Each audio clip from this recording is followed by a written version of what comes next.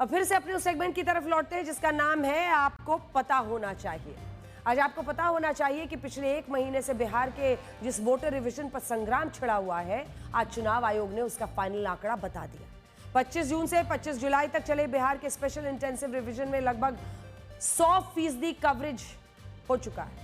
इसका मतलब यह है कि चुनाव आयोग ने बिहार के एक एक मतदाता के पास पहुंचने की कोशिश की है।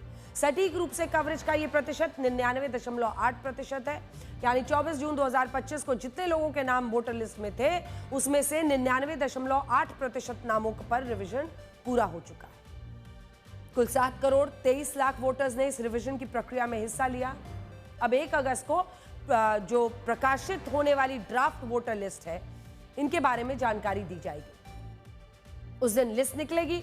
उसके बाद अगर किसी को परेशानी, देखिए इस रिवीजन में कुल 65,20,000 वोटर्स को लेकर आपत्ति आई। इनमें 22 लाख वोटर्स की मौत हो चुकी है। 7 लाख वोटर्स के नाम एक से अधिक पतों पर है, 2 जगहों पर। 35 लाख वोटर ऐसे थे जो या तो दूसरी जगह पर चले गए या उनकी जानकारी नहीं मिल पाई है। और 1,20,000 वोटर तो ऐसे हैं जिन्होंने अपना फॉर्म चुनाव आयोग को लौटाया ही नहीं। चुनाव आयोग का दावा है कि इस वोटर रिवीजन से बिहार में निष्पक्ष चुनाव होंगे। हालांकि देश की राजनीति में इस रिवीजन को लेकर हंगामा थम नहीं रहा। आज एक बार फिर संसद तक बिहार के वोटर रिवीजन के खिलाफ शक्ति प्रदर्शन हुआ। विपक्ष के इंडिया गठबंधन के नेताओं ने इसे गरीबों को वो और उनके वोटिंग के अधिकार को छीनने की कोशिश बताया है।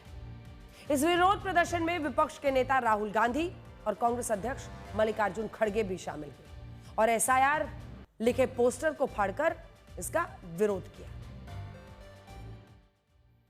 गरीबों को वोटिंग से निकाल देना, और वो खुद ये चाहते हैं कि एलाइट लोग ही वोट देना। ये लोग डर के मारे आज ये रिवाइज करने की जो कोशिश कर रहे हैं, ये बहुत बुरी बात है। इससे देश का भी नुकसान होता है और लोकतंत्र का नुकसान होता है। और संविधान के तहत ये लोग नहीं चल रहे, वो अपने हुकूमत को बचाने के लिए बहुत से चीज़ें कर रहे हैं, लेकिन ये ठीक नहीं है। आज उन्होंने एक सर्कुलर निकाला, सिर्फ ये बिहार के लिए नहीं है, सारे देश में वो रिवीजन करेंगे, तो ये ठीक नहीं है। एक तरफ विपक्ष इस वोटर रिवीजन का विरोध कर रहा है, दूसरी तरफ इन्हीं राजनीतिक दलों ने रिवीजन की इस प्रक्रिया में बढ़ चढ़कर भाग लिया है। आपको बताते हैं इस रिवीजन में एक महीने के दौरान कांग्रेस ने 105%, सीपीएम ने 1083%, सीपीआईएमएल ने 542%, बूथ लेवल एजेंट्स यानी कि बीएलए बढ़ाए हैं। आरजेडी के पहले से ही 47,143 बूथ लेवल एजेंट्स थे, लेकिन इस रिवीजन के दौरान उसने भी अपने 1% एजेंट्स को बढ़ाया ही है। वैसे बीएलए की तादाद बढ़ने से एनडीए भी पीछे नहीं है। बीजेपी ने अपने एजेंट्स की संख्या 51,964 से बढ़ाकर 53,338 कर दी। जेडीयू ने अपने 31% एजेंट्स बढ़ा दिए। ये वही एजेंट्स हैं जिन्होंने इस रिवीजन के दौरान चुनाव आयोग और वोटर्स के साथ मिलकर काम किया। लेकिन दूसरी तरफ यही राजनीतिक पार्टियां इस रिवीजन को संविधान विरोधी बता रही हैं।